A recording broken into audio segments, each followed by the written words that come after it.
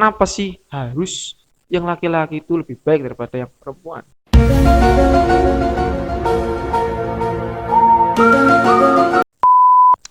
Assalamualaikum warahmatullahi wabarakatuh. Selamat datang di channel.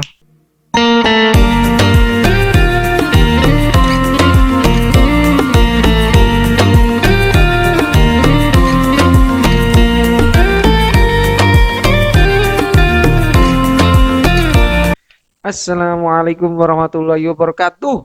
Oke cuy, kita ketemu lagi dengan saya biasa Fajul Fala di channel kita tercinta yaitu Fana TV. Oke. Oke cuy. Sebelumnya saya mohon maaf ya karena beberapa hari ini kita belum bisa upload dan baru hari ini kita bisa ngupload lagi cuy. Karena memang ternyata beberapa hari yang lalu saya itu jatuh sakit. Darulah jatuh sakit. Jadi ya, alhamdulillah semoga mengurangi dosa saya ya. Oke biasa ya kalau ketemu di channel kita tercinta ini kita akan sedikit banyak membahas tentang syariat Islam, sejarah Islam dan dakwah Islam. Oke. Pada kesempatan kali ini sih. Jadi sebelumnya saya mohon maaf dulu ya karena memang belum 100% pulih dari jatuh sakit kemarin. Jadi agak-agak serak gimana jadi mohon maaf, mohon maklumnya ya. Oke. Jadi pada kesempatan kali ini kita akan membahas sebuah komentar yang sudah sampai kepada kita di video kita sebelumnya yang ingin membahas tentang waris ya. Jadi sekarang kita akan membahas tentang masalah waris. Insya Allah semoga dengan apa materi yang kita sampaikan pada kesempatan kali ini bisa membuat teman-teman itu lebih terbuka tentang warisannya. Jadi membuka wawasan. Kalau teman-teman mau tahu yang lebih dalam lagi, so bisa ya kita tanya jawab lah ya. Nah, di kontaknya di bawah ini sih, kontaknya di bawah ini. Atau kalau enggak teman-teman juga bisa belajar dan juga cari di referensi-referensi yang ada. Karena memang referensinya banyak. So, sebelum kita masuk ke materi kita pada kesempatan kali ini, saya ingin memberikan ya apa pengertian kepada teman-teman semua ya, terutama bagi teman-teman yang merasa kok Islam tidak adil ketika membagikan warisan. Kenapa sih harus yang laki-laki itu lebih baik daripada yang perempuan? Ya, jawabannya jelas ya, karena memang laki-laki itu bukan perempuan dan perempuan bukan laki-laki. Jadi semuanya antara dua orang itu tidak sama, jenisnya aja berbeda. Jangan kita sama-samakan satu yang berbeda jenisnya apalagi. Gak mungkin kan yang namanya hewan sama dengan manusia karena beda jenis manusia atau jenis hewan. Kalau kita mau menyamakan antara manusia dan hewan, tidak bisa. Dan karena hewan tidak punya akal, manusia punya akal. Begitu juga antara laki-laki dan perempuan. Perempuan itu tidak punya tanggung jawab atas lelaki. Tapi kalau laki-laki punya tanggung jawab terhadap perempuan. Makanya apa? Di dalam Islam nilai keadilan itu tidak dilihat dari kesamarataan, kesamarataan ya.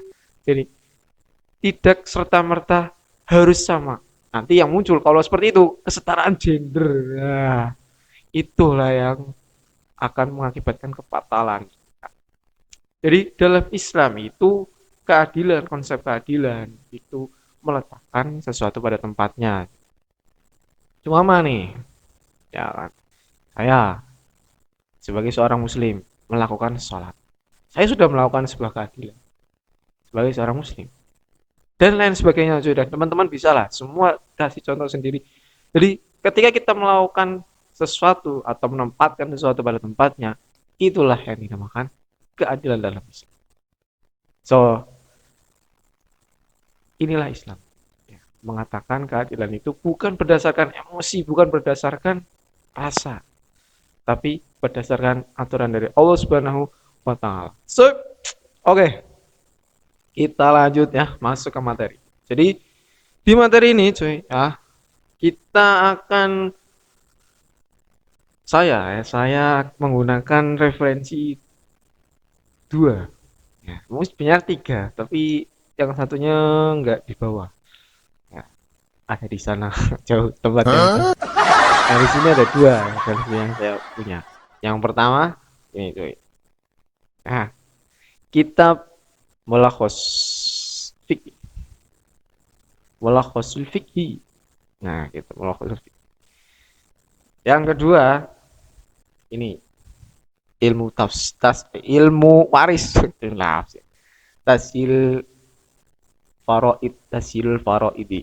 Nah, tentang memudahkan warisan. Nah, kalau di kitab ini ya Mulakhos Al-Fiqih itu bahasan tentang waris emang enggak di sedikit ya. Jadi karena memang namanya Mulakhos ya. Jadi kenapa sih kitab ini malah dikatakan sedikit ya? Karena memang di sini bukan berisi warisan toh, tapi isinya banyak dari sholat, wudhu dan sebagainya itu sudah ada di sini. Nah kalau di sini khusus membahas tentang waris, ini karangan Syekh Muhammad bin Shalih Al Utsaimin. Nah itu ya. Nah di sini kita akan melengkapi antara yang di sini dengan apa yang sudah saya baca. Jadi insya Allah semuanya bisa kita gali ya. Tapi tidak semuanya sih. Tidak semuanya. Makanya saya bilang ini untuk membuka wawasan saja. Jadi membuka wawasan saja. Jadi nanti buat teman-teman yang mau tanya jawab ya seputar warisan atau ya pengen lebih tahu lebih jauh ya bisa calling bisa apa namanya bisa cek di nomor bawah ini oke jangan lupa ya nomornya atau bisa di Instagram saya juga bisa ya atau Instagram istri saya juga bisa yang perempuan ke istri saya yang laki-laki ke saya tuh. Jangan kebalik-balik ya yang laki-laki ke perempuan yang perempuan ke laki-laki no nothing itu nggak boleh ya oke lanjut ya sekarang kita akan masuk ke pembahasan tentang sebab adanya waris atau sebab orang itu dapat warisan. Jadi orang itu bisa mendapatkan warisan karena tiga sebab. Yang pertama,